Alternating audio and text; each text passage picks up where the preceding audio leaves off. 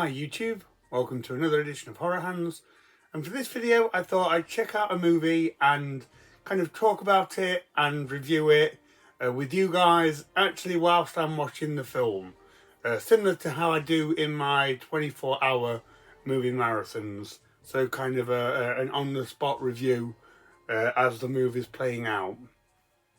The movie in question is Dante's Inferno. And I showed this in my recent update video, and quite a few people latched onto this one. I think mainly because of the year, because this is from 1911, making this officially the oldest feature film in my collection. I have an adaptation of Frankenstein from 1910, but that's a short. It's only a few minutes long. So yeah, this is officially the oldest feature film that I own. So it looks like an interesting one. I've had a few people ask me about this one, so we'll get this one on, and as the movie's playing out, I'll let you know what I think about it.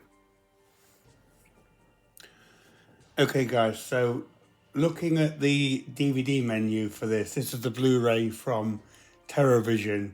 You've got 3 different options of how you want to watch the film. You've got the TerrorVision's 2024 restoration, the black and white version, and the red tint version.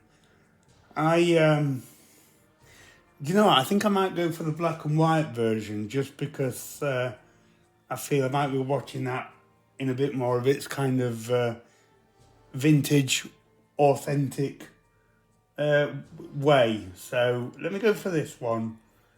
Oh gosh, more options here, various scores. I'm just going to go with the first one. So yeah, that's lots of different ways to watch the movie. I've never seen that many options to watch a film before, I don't think. So here we go. So this is Dante's Inferno, 1911. So a bit of an introduction here. And you can tell straight away, understandably, this is a really old movie. So yeah, I'm going to we'll get this on, and I'll come at you a few times in the throughout the film if anything interesting happens, or just let you know what I think as the movie goes on. But yeah, I mean, I'm looking forward to watching this one. I think after this, I have to go to like the early 1920s with like sort of Nosferatu and the Golem and things like that for the earliest films in my collection. So 1911 is very much a leap backwards in time. So so we'll check this out, and I'll let you know what I think. So one thing that's striking a few minutes in is the really interesting use of locations. This is on a pretty good scale right here for a film that's so old. I think this is sort of Dante's ascension into hell, and yeah, the locations just have kind of a real sort of creepy, almost ethereal feel to them. Again, to mention the age, I think that kind of helps it in a way, giving it like this otherworldly feel, getting quite a bit of like folk horror vibes as well. So yeah, interesting stuff so far. So as you would expect, this is a silent film. You've got the dialogue coming in from time to time to bridge the narrative, and then it's all kind of driven with a mainly like a piano-based score. And yeah, some weird imagery in this one, guys. I'm following the baseline plot of this, which is Dante's journey into hell from the sort of original Divine Comedy source material, but I can't say I'm entirely sure of what's going on exactly. Okay, it's just mentioned Cerberus here, the 3-headed dog. Oh, and there he is. That's cool. I do like that. So yeah, I can't quite work out how they've done that, if that's just a model or a puppet or something. But yeah, that was pretty cool.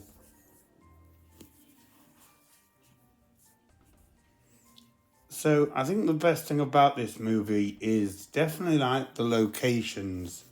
It's got some really impressive locations in it. I'm not sure where it was filmed, but it does look quite grand and on a pretty large scale.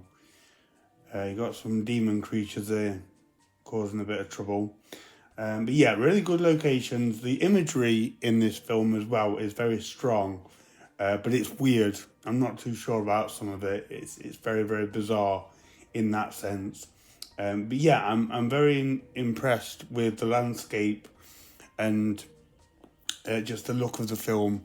In that sense, it feels like a very quite a large sweeping movie, which again, sorry to harp on about the age, but for how old it is, it seems like a big production, sort of bigger than what I was expecting. And again, there's a lot of extras in it and a lot going on. So fair play to them for that.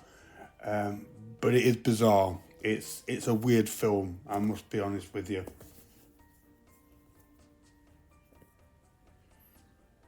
All right, just about at the end of this movie. And yeah, as I just mentioned, definitely the best thing about this is the locations and the set design. Very impressive for when this was made. I think this is a closing scene here. And so yeah, that is Dante's Inferno from 1911. So yeah, interesting sort of bit of historical filmmaking there. The problem with this film that I have, and maybe unfair, I don't know, but because it is so old, there's a degree of kind of inaccessibility about it. And I think unless you are a serious film historian, I'm not sure what you get from this, because I didn't get a great deal from it. It's just a bit too far removed from what I usually watch and the kind of things that I like. Similar to kind of the extreme horrors, that they're on a scale that's a bit off the beaten path and hard to recommend. And Dante's Inferno is a similar ilk to that, but for different reasons. But just because it's a very niche and specialist type of film, I would say, in this day and age. But very interesting to watch. It certainly has a degree of charm and very unique experience to see something this old. But it's kind of weird in places as well. I didn't quite get what they were directly going for. It's a series of very kind of bizarre acts and things being paraded around. But glad I've watched it. I can't see myself watching that again. But like I say, if you are into vintage cinema or into the more historical side of films and you like your sort of silent black and white or kind of expressionist movies, I think you definitely enjoy this one. It's just a little bit too far removed from what I watch personally.